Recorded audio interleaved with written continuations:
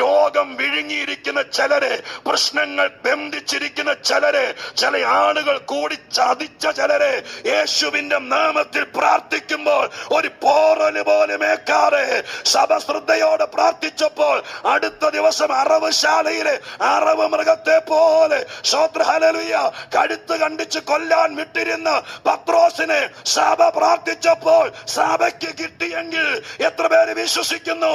നിന്റെ തലമുറയെ, നിന്റെ പ്രിയപ്പെട്ടവനെ ആരോ വശീകരിച്ചു വെച്ചിരിക്കുന്ന നിന്റെ അവകാശത്തെ ഈ സഭായോഗത്തിൽ ഒരു സെക്കൻഡ് കളയാതെ ദൈവത്തോട് പ്രാർത്ഥിച്ചിരുന്ന യോഗം തീരുന്നതിനേക്കാൾ മുമ്പ് കണ്ണിന് കാണാത്ത ചില അന്ധകാര കുരുക്കുകളെ അഴിച്ച് കൊമ്പ് കുറുങ്കാട്ടിൽ കുരുങ്ങിയ ആട്ടുകൊറ്റനെ അബ്രഹാം ചെന്ന് അഴിച്ചെടുത്തതുപോലെ പരിശുദ്ധ ദൈവം പറയുന്നു, നിന്റെ കുടുംബത്തിലേക്ക് വരേണ്ട ചിലതിനെ, നിന്റെ അടുക്കൽ നിൽക്കേണ്ട ചിലതിനെ, നിനക്ക് കൈത്താങ്ങാകേണ്ട, നിനക്ക് വേണ്ടി കരുതേണ്ട ചിലതിനെ പിടിച്ചു വെച്ചിരിക്കുന്ന ദുഷ്ടശക്തിയുടെ കയ്യിൽ നിന്ന് ഇന്ന് ദൈവം നിനക്ക് തിരിച്ചു തരുന്ന ദിവസമാകട്ടെ.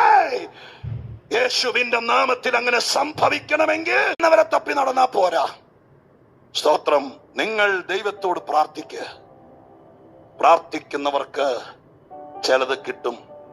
പ്രാർത്ഥിക്കുന്നവർക്ക് വേണ്ടി ചിലത് ദൈവം ചെയ്തു തരും.